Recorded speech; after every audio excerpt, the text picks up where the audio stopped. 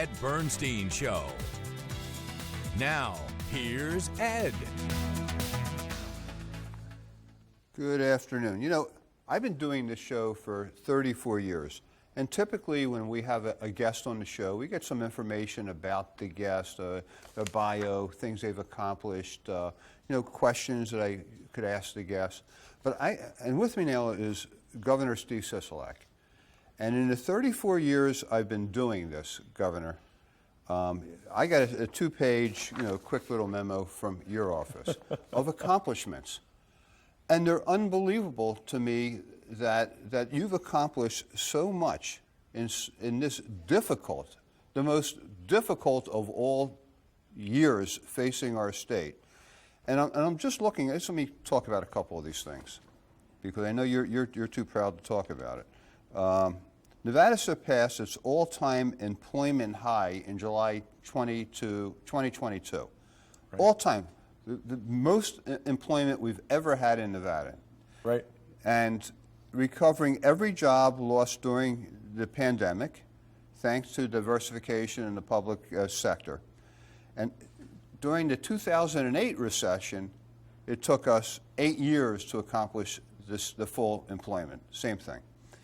And when you think back over the term of you've been in office with the October 1 events, right, with the pandemic, I mean, that was all within the first year and a half of your administration. Your job was so difficult to protect citizens and residents of Nevada, but also create and protect the reputation that Las Vegas has as a safe tourism destination. And faced with, hey, how do we keep this reputation that Nevada is a safe place for tourists to come? At the same time, how do we deal with restaurants closing and during the pandemic?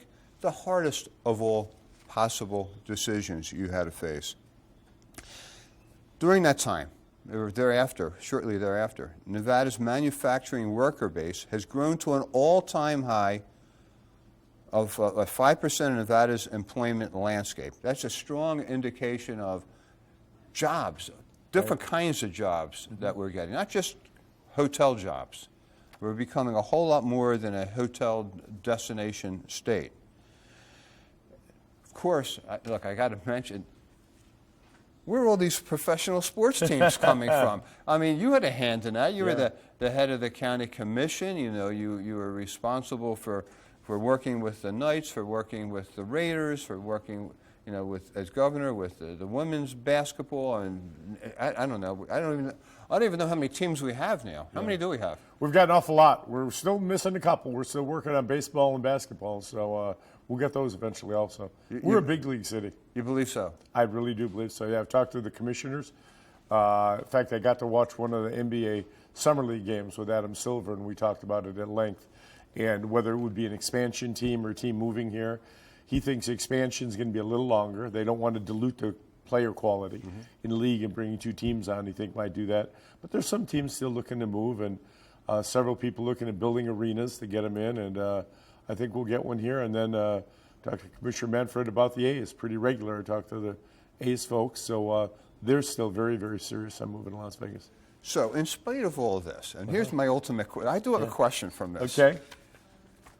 When you talk to people, I mean, they seem to complain about two things.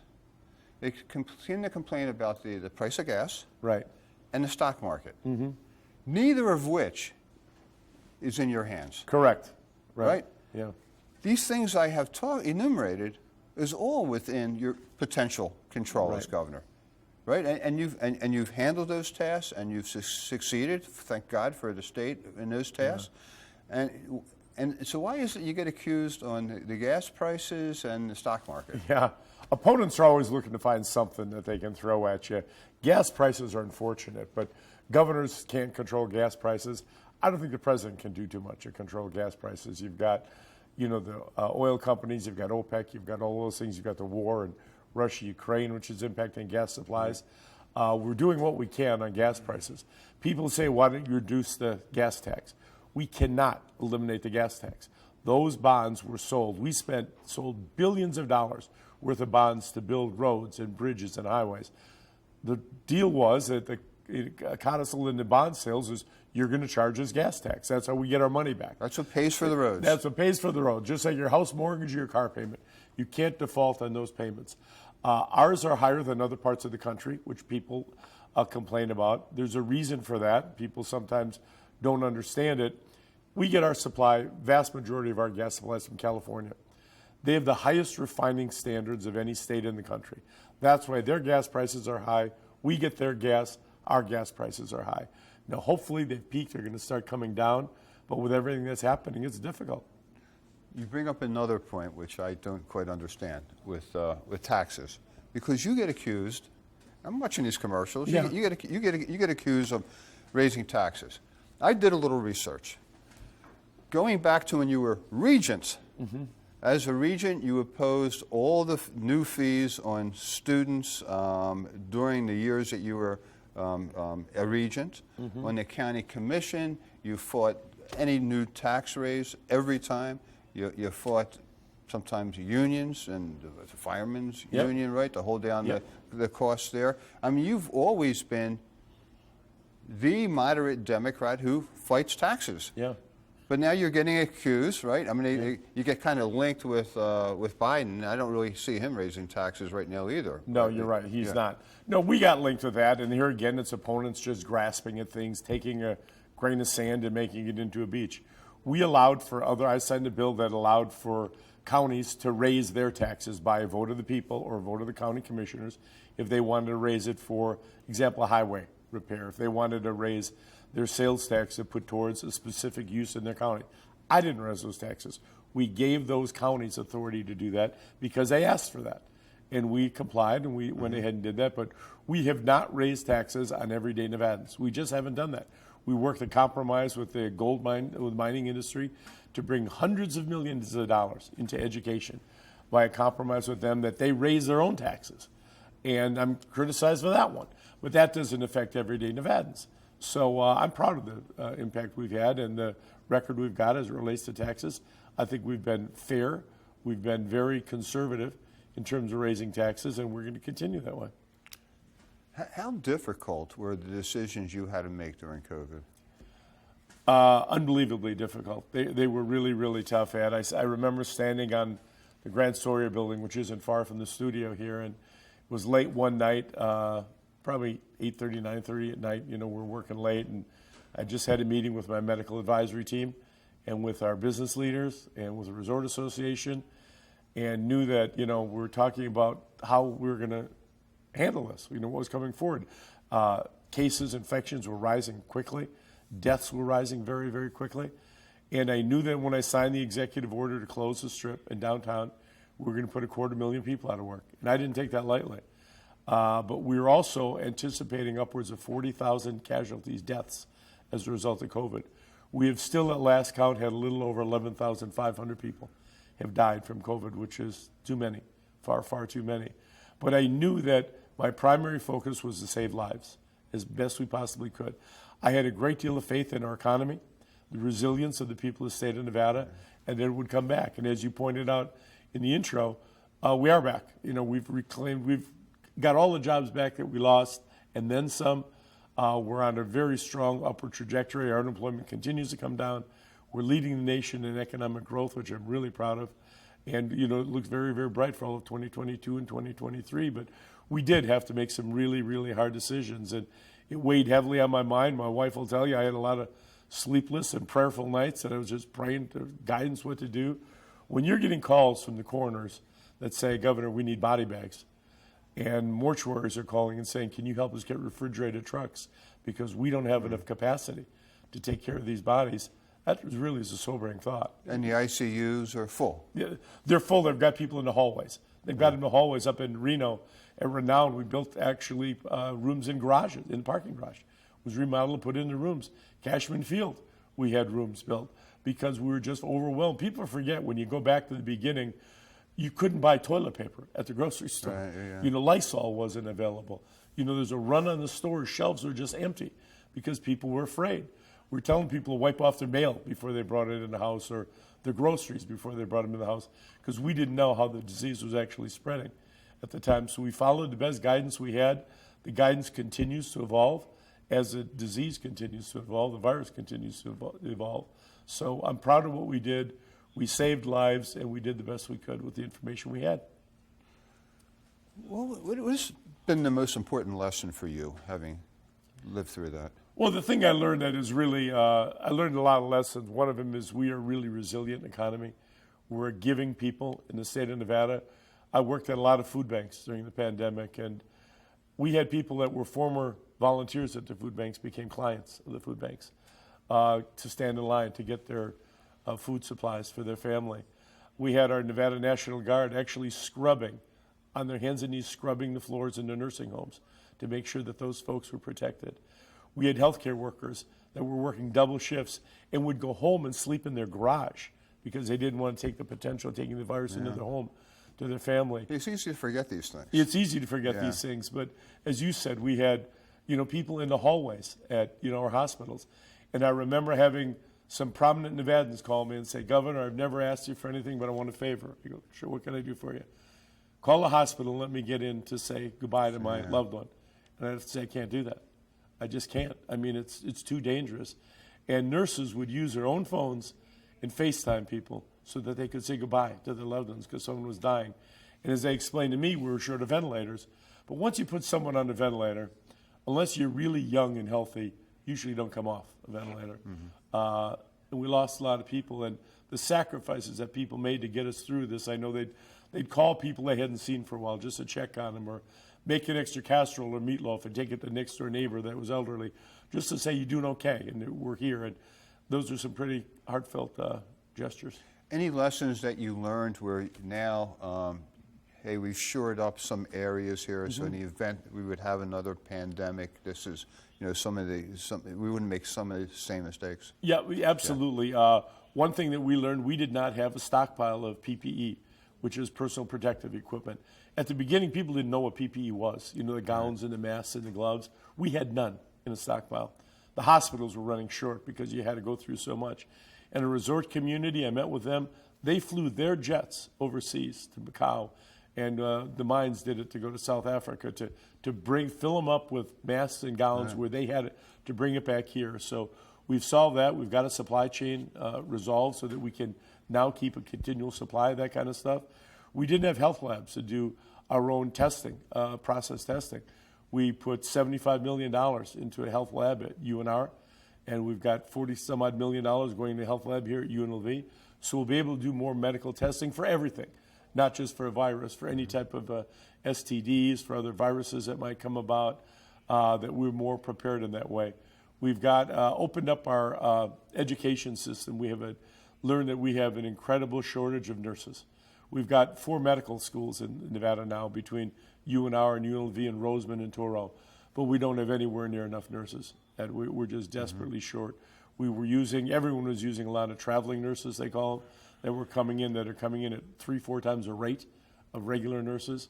So we learned that we're short of that. So we opened up the pipeline at our all academic institutions to get more kids into those programs.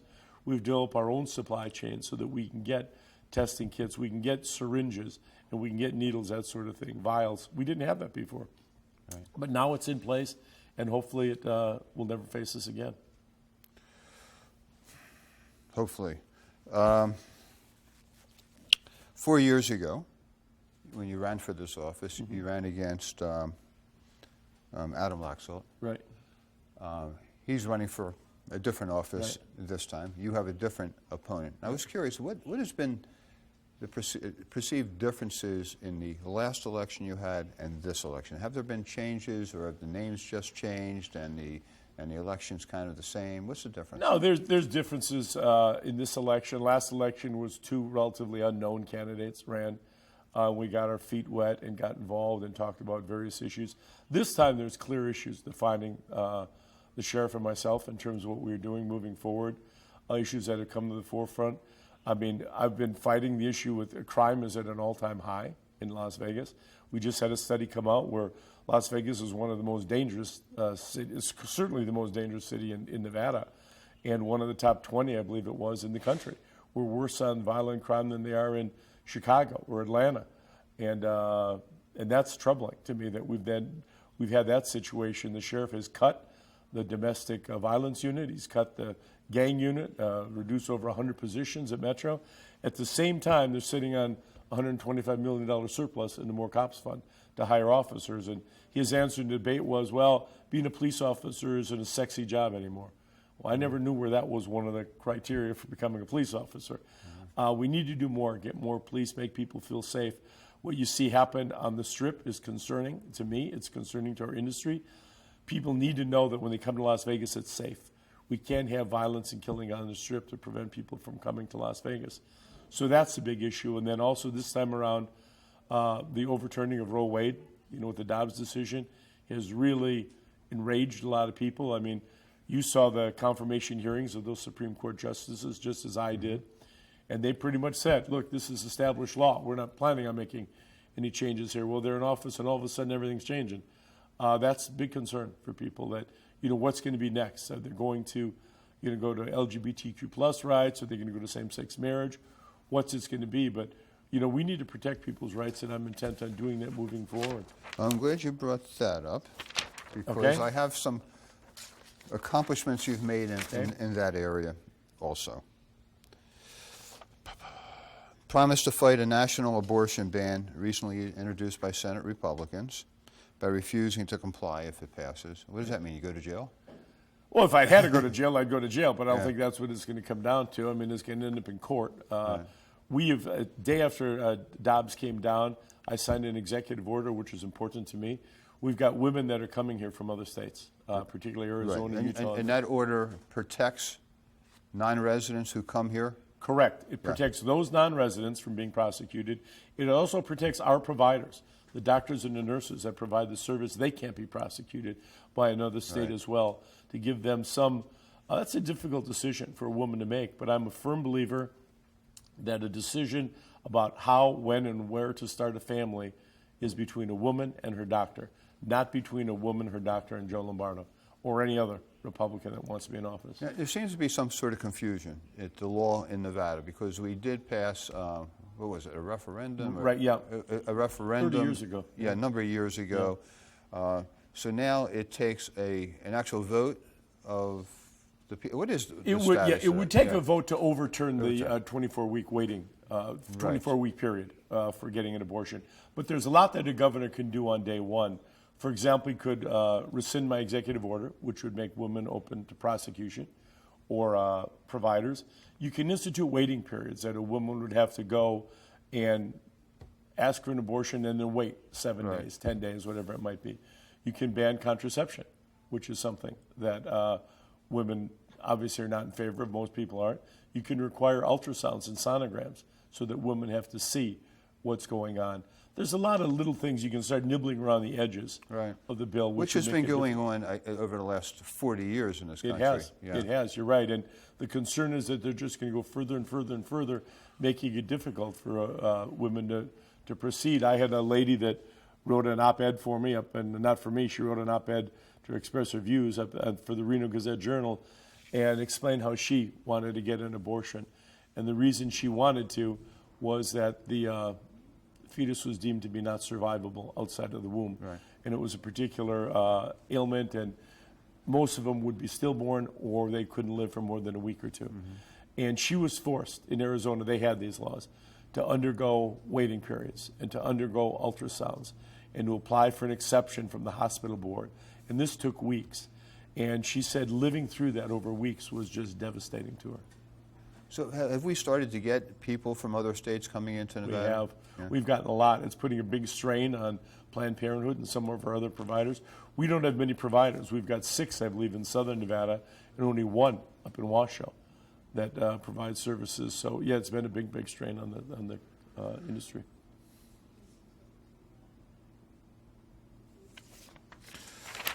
Okay, so we talked about the birth control, and you talked about, because that is looks like the next target for a lot of people. The one thing I do seem to notice increasing, and I'm not happy about, is the traffic. Yep. on our streets, on our highways. It seems like there's construction everywhere, which is probably a good thing. I know you got to be patient, but when you're doing construction on the 15, it's a 2-year process. Yeah, it's a long process. You're right. Yeah. Right. We work with NDOT, obviously, at our NDOT meetings to do what we can to facilitate that and expedite that. But you're right. There's more orange cones in the state of Nevada, I think, than any place else in the country, which is a good thing and a bad thing. Obviously, it causes a great deal of disruption, delays for people to travel. You encourage people to take a little bit more time, to allow a little bit more time so they can travel safely. But the reason for that is simple. We've got an attractive place to come and live. And people are moving to Las Vegas, they're moving to Nevada because of our environment, our tax climate. We've really moved up in terms of other activities that we have here, as you mentioned, with the idea of the Vegas Golden Knights, who are just getting underway for the season, and the Raiders, who are off to a tough start but have a huge fan base. F1 is just going to bring an enormous number of people to town here. The thought that we could have a Super Bowl, and when you and I go back a little bit, when Las Vegas couldn't even advertise during the Super Bowl. Couldn't even gamble on an NCAA game. Exactly. And now we're going to host the Super Bowl. Yeah. That's how far we've come, and that's how attractive Las Vegas is as a market for these franchises. So it's a place to come, and what you've done is people criticize the stadium, some folks, and I can tell you every time you go to a game, and I talk to Mark Davis, he's more concerned that there's more opposing team fans in the stadium than Raider fans, because they're coming. If you want to go to one away game, you're going to come to Vegas. Wasn't that the idea of bringing sports here, not only for the locals and to help culture, the togetherness of our culture, but also to bring in revenue, to bring in tourists. This is all part of a big tourism push. Absolutely, that's what it is. I mean, you go to a Knights game and you see so many people wearing the opposing team jersey sweaters. That it's really kind of interesting to see that they travel. All of these professional franchises now travel very, very well. Their fans like to go for a game, and if you're going to go to a game and you could go to Chicago or go to Vegas, you're going to go to Vegas. I mean, it's a place to go to it, and they're doing that. That's why bringing them here, it's not causing anything but positive outcomes. One of the things you've also done is you've spent some time lobbying with Congress and with the President to get funds into Nevada as a result of post-COVID. Yeah. We've gotten a lot of money, right? But you've directed that money into strategic places. And what are some of the areas that you're... Some of them that we've directed into affordable housing. We put $500 million, $500 million into affordable housing. We've got a tremendous shortage of units. This is going to help us build about 1,800 units and remodel, I think, another 3,000 for particularly vulnerable people, our seniors, our veterans, our disabled, so they can be in a home that's safe and reliable. We're putting $30 million into retrofitting people's houses. A lot of times the senior stays in their home 10, 20 years or more, and suddenly they're not ambulatory anymore. So this allows us to build ramps going up into the house, lower some countertops, so that they can stay in their home and maintain their dignity. So is that something somebody applies for? If you're a senior, you're on I don't know, Social Security? I mean, I guess there's conditions, you can absolutely apply for that. Yep. One big thing, we put $75 million into free school breakfast and lunches for kids. And I tell you why I did that. 2 years ago, I got to go in the line for Hot Lunch Week, which was really a lot of fun at the schools. And the first time I went, I'm new to the wit. I'm not very experienced, so the principal gave me milk duty. It was either chocolate milk or white milk. That was chocolate milk. Chocolate milk was 25 to 1. No almond milk and oat milk? No almond milk, no soy milk. It was chocolate or white milk. Yeah. So, I got to do that, and it was fun. And the next week, or at the end of that day, I noticed that kids are coming into the lunchroom, the cafeteria, and the 3 kids are coming together, and 2 would go in one line and 1 in another line. Then 2 would come in and 1 in each line. I said to the principal, I go, what's with the 2 lines? Why aren't the kids staying together? She looked at me kind of, discouraged, and she said, well, Governor, this is a line where parents can pay for the lunch. That line over there is where it's a subsidized lunch. And the kids would have to get in. And the lunch shaming, some kids would skip the line. They would just go out on the playground and play because they didn't want to be embarrassed. So the next week or 2 weeks later, I got to do hot lunch again, and this time I was either a grilled cheese sandwich or a piece of pizza. I got moved up. So I had a youngster come up to me at the end, right after lunch was ending, real cute little young one. And he said to me, could I get another sandwich to take home to my little sister? And it really breaks your heart when you think about we live in a country that is one of the wealthiest in the wealthiest in the world, and we should not have kids not having food. So We put $75 million in that every child is going to be able to apply to just get free lunch and breakfast at school. We've upped our funding to Meals on Wheels in both southern and northern Nevada. We're going to continue that in my submitted budget so that our seniors can make sure that they get 5 meals delivered a week so that they at least have something to eat. Unless you're living this, you don't experience it. We had a similar experience. We work very closely with the Lunt Elementary School. It's 95% Latino school, elementary school in North Las Vegas. So one day my wife Claudia is working with Goody Two Shoes. Yeah. It's an organization that gives tennis shoes to school kids. So she went over to the school to fit one of the students with the shoes. So they have, the shoe measurer. He puts his foot in a measurer. It measures a size 6 shoe. So she pulls out a size 6. Oh, no, ma'am, I need a size 10. You need a size 10, but you're a size 6. Yeah, but you don't understand. After I go to school, I give my shoes to my dad, and he goes to work. Yeah. This stuff really is going on. Yeah, it really, these aren't just anecdotal stories. These actually, this is real world, real life for a lot of people. Yeah. And to think about that he's thinking about his dad having shoes to go to work. Right, yeah. And, you and I grew up, we didn't have to worry about those sort of things, but we're better and we need to do more, and we're intent on doing more for our community, especially those that are less fortunate, and that's our goal. Governor, we have about 30 seconds left. What is it that you want to accomplish in your next election? Well, what I really want to do next session is I want to give teachers another raise. We got teachers a raise, but I want to give teachers another raise. I've gotten to talk to hundreds, if not thousands, of teachers across the state, and yet I have not met one teacher that could not make more money doing something else. Right. But they teach because they love teaching. We want to do that. We want to continue, as you said, diversifying our economy. Thank you so much, Governor Pleasure. Steve Sisolak. Next Saturday is early voting. Yep. Next Saturday. Get out here and vote.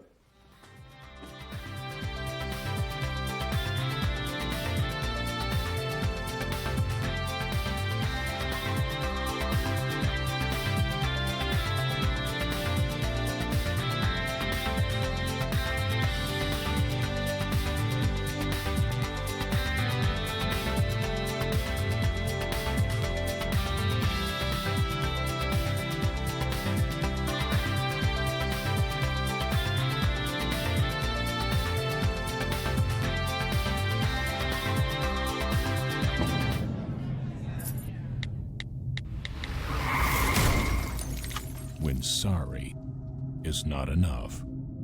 Enough said. Call Ed. EdBernstein.com.